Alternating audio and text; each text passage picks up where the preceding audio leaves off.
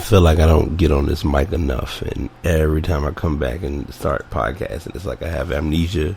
But I also realize that somebody, anybody, everybody needs some form of fixture of sports. So that's what I'm here to do. BryTay podcast, back at it again. Another week, another day. Quite a bit of stories have happened in probably the past 2 weeks. Didn't realize how behind I was until I acknowledged that Oklahoma City got knocked out of the playoffs, as well as Cleveland has lost 2 games in the playoffs. So that was a set of signs that it was time for me to go ahead and get some stories presented. So I have quite the list of topics. If you are following me on Facebook, Instagram, Twitter, Tumblr, YouTube, you name it, it's there. I have the links and the information, as well as the picture of pretty much most of what this podcast is going to be about. It's been a road, a journey. Like there's just a lot that's been going on, and I'm like learning that if I don't get these really pushed and presented every week, it's going to teach me to be more accountable and more responsible for getting it done. So I can't put this on anybody else. This is pretty much my show. So with that being said, let's just jump right into it. So I have a few topics. I have a few topics that I have written out, and I also have my tabs, which are just chaotically out of order. So it kind of bounce in and out and just make everything present itself accordingly. So the first topic is, of course, I personally believe halfway through the Cavs and Warriors part 2. It's been an interesting journey, to say the least, because for whatever reason, you can see deja vu happening, because for some odd reason, the fans are expecting this all to be on LeBron, when LeBron's going out and getting his points, leading the team in his respective stats that he can. But then the tough part is, there are those other 12 players on the team who seem to come to play sometime. So it plays its role, whether you realize it or not. Alright, okay, I see what it is. Alright. Sitting here trying to figure out why is it out would hear static in the midst of doing the podcast. Now it makes sense. So I gotta go back to what I was doing before. But anyway, game 1, Cleveland could have finished that game, but I've noticed with watching a lot of the playoff games, especially when OKC played, and I'm gonna get into that in a moment, it's not about playing the game and getting the points. It's about finishing and closing out. And for some reason, I don't know if it's the mere fact that Golden State is just a better team at finishing, or if opponents just don't know how to finish up what Golden State has left them. I did a blog somewhat similar to this, talking about how there are winners and losers. Anytime an event is played or anytime an activity occurs, there are 2 things that are always going to be constant. One team wins, one team loses. You go back and look at sports history, even down to triple, quadruple, 5 overtimes, whatever the case may be. One team wins, one team loses. Can't really put anything else or add anything different to it than that.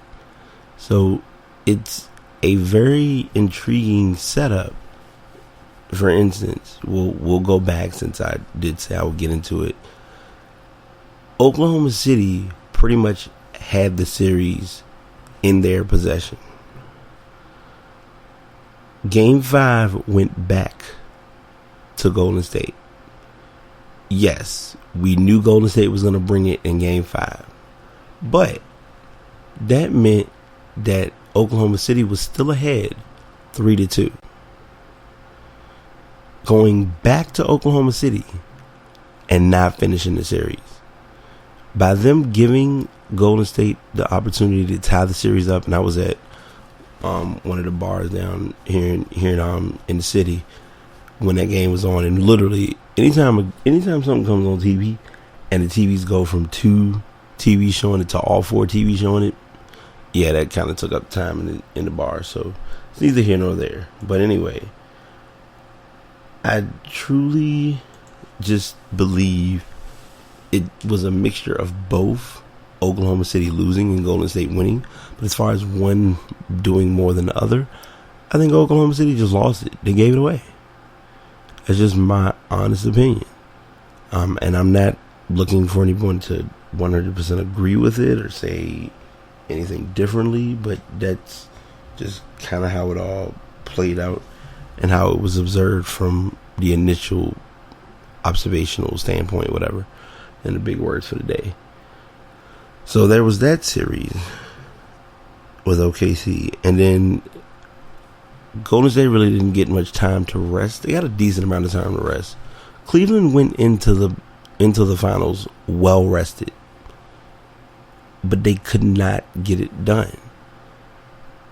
And series like these make me wonder we already know. Anybody who has been keeping up with the Cavs or has been keeping up with basketball, let alone keeping up with LeBron, knows he's going to go and he's going to practice, he's going to work out. But are those other 12 players giving that same effort that he's given? And I'm not joining the LeBron bandwagon. Anybody who knows me knows the goal that he should be trying to fulfill, he's not going to do it at this rate. And if that's trying to get a ring back or get a ring in Cleveland. All I hope and all I'm looking for, and I'm saying this now, mark my words, 12:55, June 8th, 2016.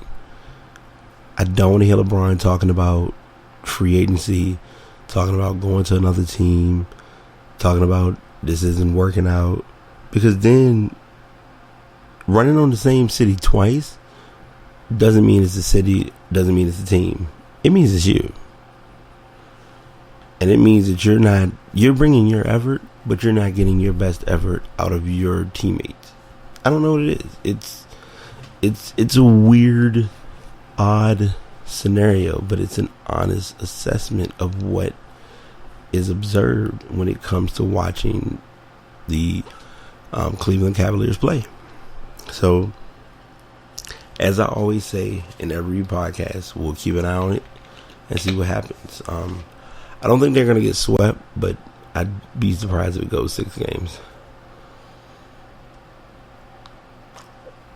I'm a little nervous because I feel like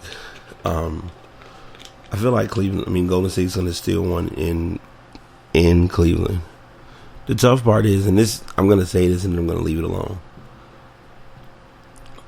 Cleveland has to win in Golden State, bottom line. And it can't be a mental victory. It has to be, they literally have to go in there and get a W and walk away with a W. QJB copyright, no, I'm just kidding, but just, they have to do it. Returning back to, and I mentioned it briefly about the Thunder being depleted. It's in the air of what's going to happen during this offseason because it's so much going on and so many questions and so many concerns about, will Westbrook come back? Oh, how is he going to do his contract? Will Durant negotiate with the collective bargaining agreement and play a year and then make himself marketable as ever in the free agency market for next year? There are a lot of questions in store that we're going to be looking at during the off season. Most importantly, was Dion Waiters a good pickup? Because I truly don't know if anybody really, he played, but he didn't play. Serge Ibaka, I would let him go. I'm sorry. I know that's kind of a bad thing.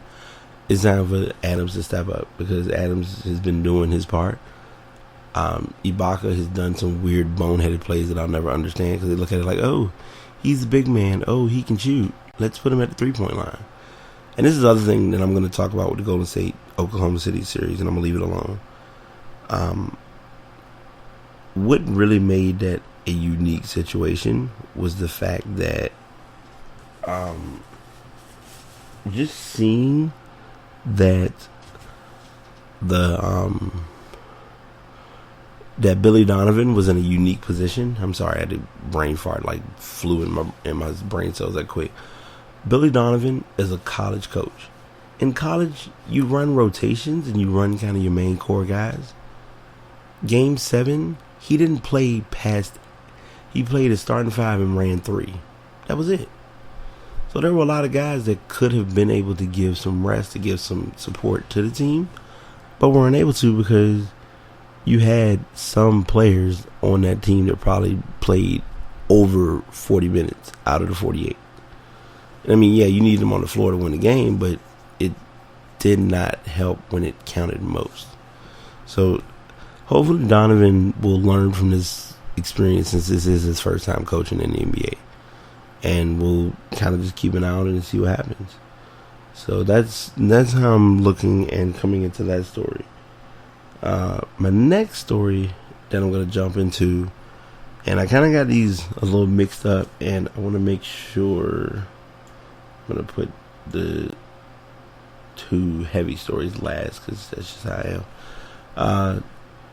Ben Simmons officially signs the Nike deal. You didn't think anybody saw that one coming? I mean, come on. I feel like right now the factor or the fight is not him getting the deal, but more so who will he be playing for under his Nike deal. Will that Nike deal be at the cost of Philadelphia, where he could be the star, but he'll also be coming in and still have Jahlil Okafor, Nerlens Noel, who's in trade talks. Won't get into that now, because until with my podcast, I don't really do well with rumors, because a rumor can be here today and be literally gone in 2 weeks. So I'm not gonna make that story skeptical or whatever the case may be. It's kind of gonna be, until it actually happens, it's not gonna be discussed. But they have Nerlens Noel. Supposedly Joel Embiid is excited to have him coming in. My first question is, when are you going to be on the floor, sir? Like, let's get you out there playing. So there's that option with Philadelphia. And then there's the LA option, which all solely comes down to what happens, whether they pick up Ingram or not. If Ingram is picked up, it wouldn't be the worst deal in the world. And I think some people don't want to solidify anything. And I mean, the prospects have Simmons going number 1. But just so we're clear, and I didn't mention it, the initial offer that was made to Simmons was $7.5 million for 5 years. Since the lottery has come, it's kind of been in limbo. Let me make sure, see if they got another number. They really haven't, like, they're kind of saying it's 7.5 for a 5-year deal. That could change, and that's going to change based on 2 things: whether Philadelphia picks him up, or if he ends up going to LA. If he goes to LA, he's going to get more money. One of my friends mentioned this when we were talking, and he was 100% right. I won't argue with that. LA's going to bring a bigger market share for him, from the business aspect. So we'll keep an eye on that and see how it all goes and what pans out. So there's that story. The next story I'm going to jump into is, because I ain't going to say I ignored it, but the UEFA Champions League happened in, of all places, Milan, and it looked as though Real Madrid and Atletico went to extra time, which then went to penalty kicks, and of all the guys to do the damage and to finish it out, it was Cristiano Ronaldo. They scored all 5 of their goals in the penalty status, and then Atletico missed one of theirs. So the top team won. Let's see, Real Madrid earned their 11th title, so shout out to them. I know that was a big thing for Ronaldo, because he's had a kind of a he's done his job, but it's, you know how it is. They always look at it as if they win, it's the team. If they lose, it's on him. So that always kind of becomes a trend. Next story is one, and I'm sorry, I don't want to leave that story just kind of dangling, but yeah, Real Madrid, congratulations, y'all did y'all thing. You know, hopefully y'all pull it off next year and just keep doing what you're doing. The next topic that I'm going to jump into, and I kind of segued into this one a little odd because it's an unexpected story, but it's a story. The Baylor coach and the president were both fired for their football team. Art Briles was fired. Let me make sure I get the correct name. Sorry, you're gonna.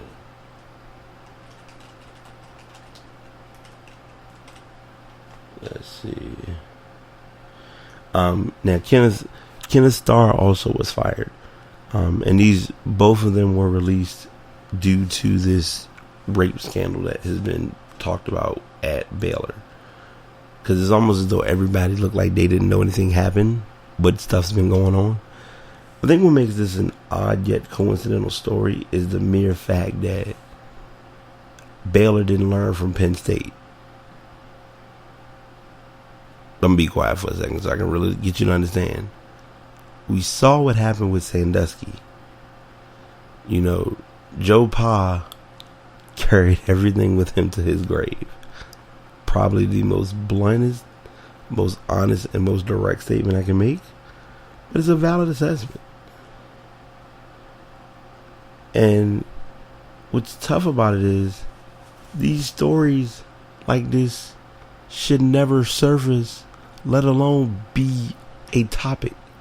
Yes, things happen at schools. But come on, y'all. Like, you have got to remember we're in a social media technology based environment, which means if something happens today, the news is going to break 10 seconds later. Prime example, anytime someone passes, social media is the last place you want to go, but you know someone's going to talk about it. But then you also have to make sure you get sources behind your sources. Just like stories that come up on TV or on certain websites about, you know, so-and-so had this happen, so-and-so had that happen, whatever the case may be. Those things come up. Excuse me. But it's the matter, or it's the process of following up your story. Not just saying, hey, I got a story, listen to my story, here's the struggle, whatever. Like, get the sources correct. That is the mistake that people do wrong, and I don't understand why. So I know for a fact he's not going to be coaching for a while. If anybody picks him up to coach, they're a good one. Excuse me. And then to make matters worse, the NCAA will get their hands in it, and they're going to make sure there's going to be no slap on the wrist for this, because they don't see this as a good story or a good look for college sports. College sports are already going through a struggle as it is. That just makes the struggle that much more challenging, if that makes sense. So we'll keep an eye on Baylor, see how they all progress. I got a feeling they're going to miss a few bowls. I mean, hey, they might not have wanted that cereal, but that's neither here nor there. If you don't get that reference, just catch college football and you'll see what I'm talking about. Next topic, and these are kind of blending into the current topics. It's only one current topic, and that just happened today, is that USA destroyed Costa Rica. Dempsey scored a penalty kick in the 9th minute, and that was kind of confirmation from there that it was all USA. They scored 4 goals. The last goal, I believe, was in the 87th minute.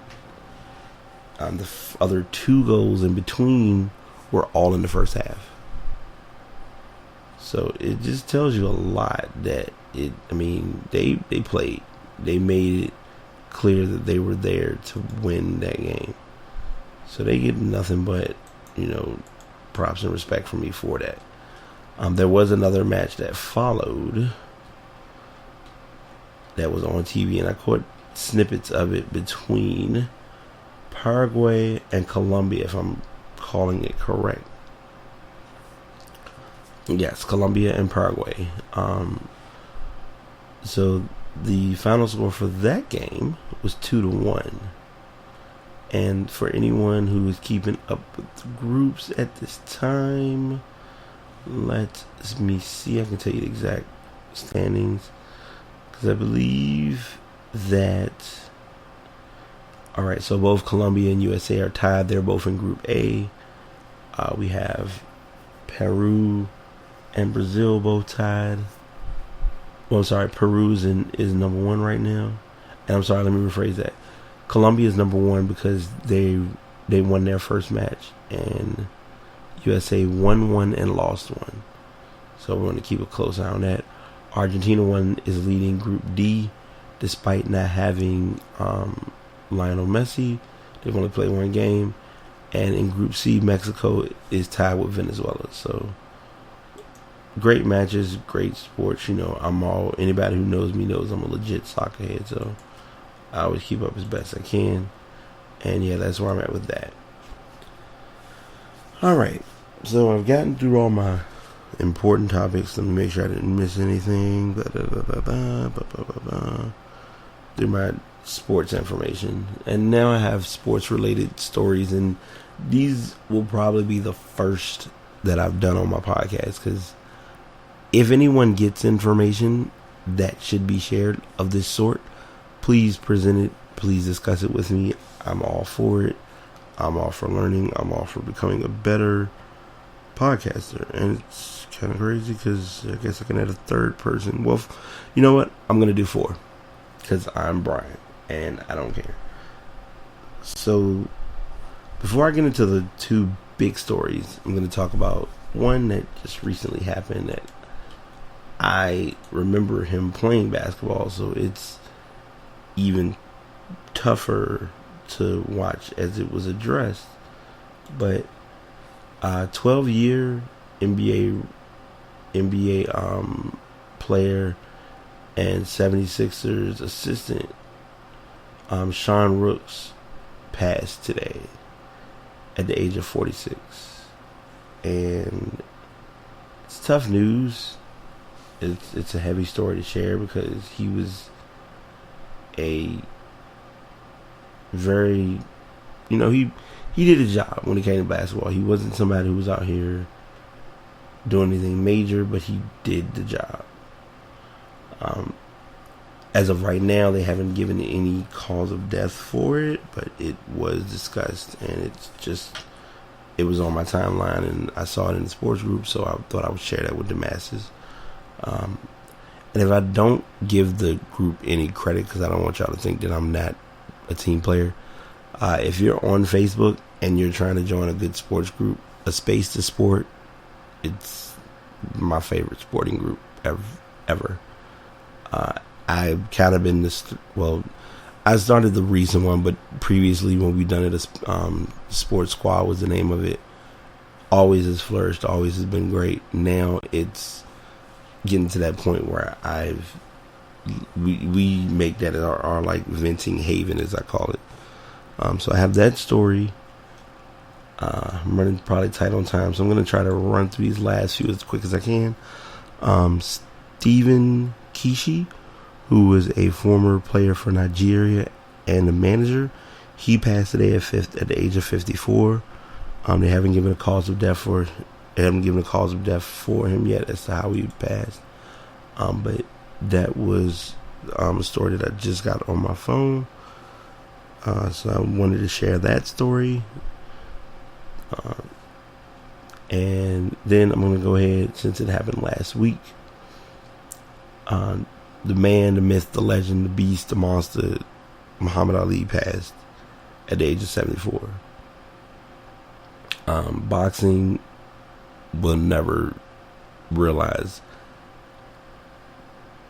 have half of the mark that it has if it wasn't for him. That's just my direct and honest truth. So he paved the way for a lot of your boxers who you see today as to how they box, how they, strategize, how they play, things of that sort. So yeah, Muhammad Ali passed. That was a lot. And he was in Arizona. So that was, I'm just hoping that family was there to be supportive for each other and for, there until everything happened. So there's that story. And my final story is still a shocking story because the internet can play about a lot of things, but this one they didn't play because it actually happened. Kimbo Slice. Anybody who, you kind of got to go back a little bit because when people first knew him, he was more known as being a street brawler, and he went literally from street brawler to organized mixed martial arts, and he passed yesterday.